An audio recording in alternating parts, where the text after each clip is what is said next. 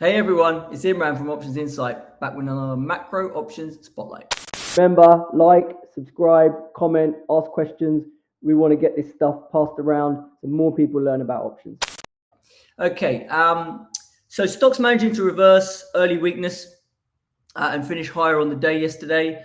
We had said, we think we're going to continue to be relatively well supported into OPEX, given the charm flows that we're likely to see as a lot of hedging went on in the S&P.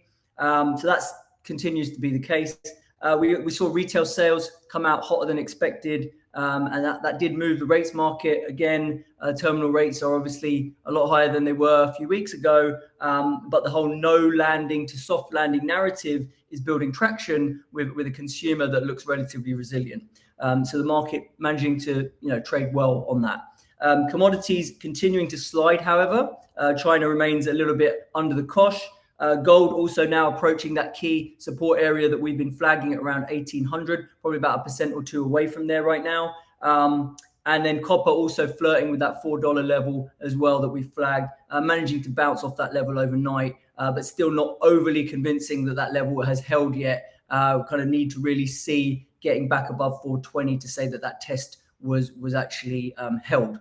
If we were to break $4, then clearly that is going to create a bit more selling pressure, and then we'd look to the next level on the downside before finding some material support. So I think the jury's still out on copper, but for now it's managing to stay above that level. Volatility-wise, we did see vols softening, not massive moves, but just generally continuing that trend, and across the board we did see volatility declines.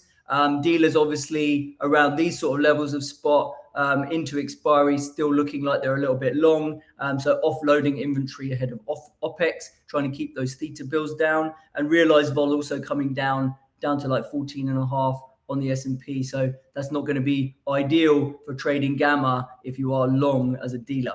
Now carry, like I said, carry, we thought the red carry, the negative carry that we had seen across US and European indices was going to flip back towards green.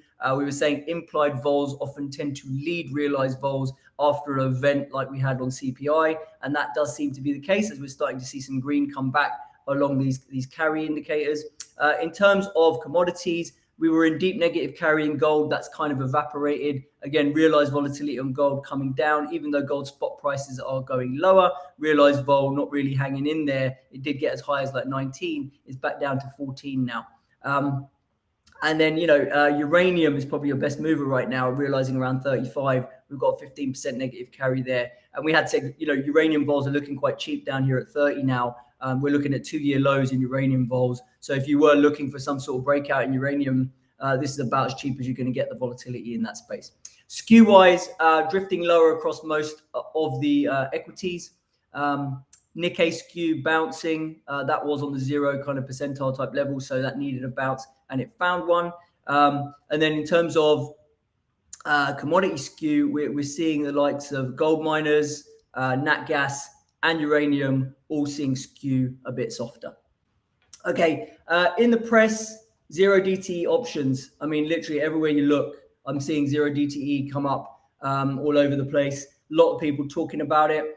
In the latest call from Marko Kolanovic, strategist at JP Morgan, he's basically saying that ZeroDTE options could lead to Volmageddon 2.0. For those of you who don't know what Volmageddon was, that was in 2018, February. I remember it very well because I was trading at that time, and the VIX ETN complex completely blew up.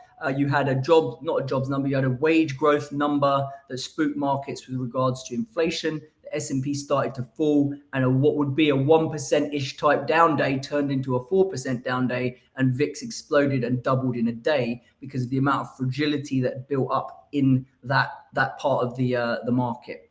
Now, volumes have obviously exploded in ZeroDTE options in the last few months, and you can see that in this monster rise here in all these options, right? ZeroDTEs are the red, and they account for about 50% of all of the options volume. And you're seeing across S&P, SPY, and Qs, which are the most liquid contracts, $1 trillion notional trading in these things, right, in one-day options. So it's a ridiculous amount. And the concern is that the gamma from these options can become so large and so difficult to hedge in that it just explodes so quickly. The market impact of dealers hedging the gamma of these options, if options go from out of the money to in the money very quickly, that will have material market impact and it will accelerate and exaggerate any moves, right? So if there's a real market moving headline that was to hit the tape, then things could get ugly. If there's a large amount of ZeroDTE put buying or something like that intraday, that's the concern.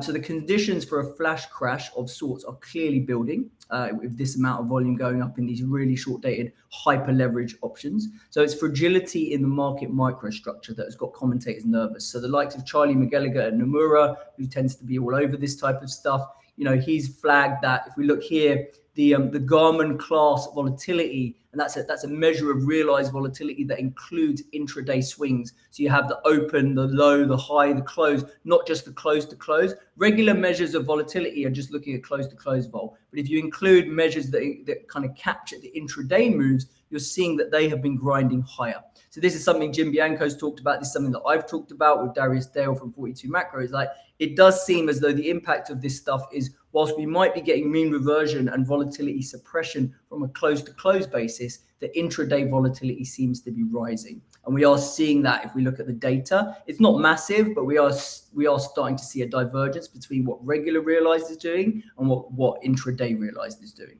So that's kind of what I'm seeing there. It's not easy to time if these new flows are going to trigger when they're going to trigger a major volatility event, or even if they are. But we have seen the weaponization of gamma before. We saw it in 2021 with the likes of the meme stocks, where they started going crazy to the upside. And now the fact that these options are trading in the big indices means that it may be doable on a more market-wide scale. If a handful of institutions were to come in and lift $5 billion notional each of a load of ZeroDTE puts, and at the same time they were going to offload a load of equity exposure that would put even more pressure on the market, then you could see some pretty ridiculous moves to the downside if that was to happen. Like I said, very, very difficult to time that and know when that might happen. But really, these data points that keep coming out, if there's a material data point that shocks the market, or if there's an unexpected piece of news that the market isn't ready for, that's when this type of stuff can happen. So definitely need to be on high alert with this amount of volume and flow going on in these hyper leveraged instruments, as what I would call them. Okay, enough about ZeroDTE. If we now look at kind of what trade ideas I'm looking at, so the ARK basket has been rallying like crazy. Obviously, rallied about 50% off its lows made in December. But the interesting thing is the divergence that it's got with rates. Generally, it's tracked rates pretty well in terms of the direction. We've had a 40 basis point slide in the 10-year in the last 2 weeks alone. Right here, US 10 years back to 380 from 340, and look what ARK's doing. ARK is still pretty much near its local highs. So now there has clearly been a bit of a pain trade on the short side in tech throughout earnings season. We've seen a lot of these tech companies announce cost cutting, and the market has kind of rewarded those names and re-rated the stocks higher. Okay, now we think a lot of that pain is kind of done. We think there's been a lot of unwinding of those shorts, particularly in the long short quant space. And then crypto stocks are also recovered pretty hard, and they make up about 10% of the ARK basket if you look at names like Block and Coinbase.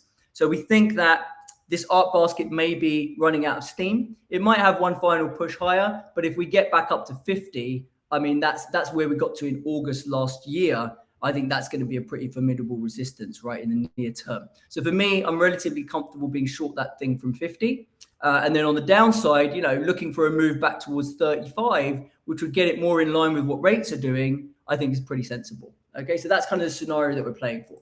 Now, if we look at the volatility dashboard, it's basically just saying buy puts as the basic trade. But the reality is you can buy puts because, we've got a negative carry, which is saying they're carrying themselves okay. But remember, that's backward looking, that carry.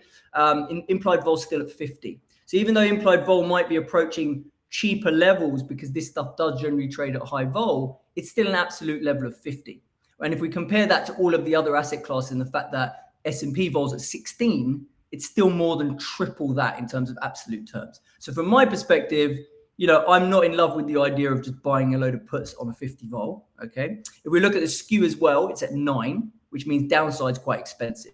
So I'd be looking as a minimum of buying put spreads. So something like with the spot trading at 43, something like the 40-35 put spread would be the type of expression to the downside I'd be looking at. And then because I am actually comfortable being short this thing at 50, so I don't see this thing materially breaking 50 in like the next couple of months, maybe we're going to push and get close to there, but I think we're going to come back down. So the trade that I'm looking at is what we call a put spread collar. All right, that's it for today. Thanks a lot for listening as usual. I'll catch you all tomorrow. Cheers.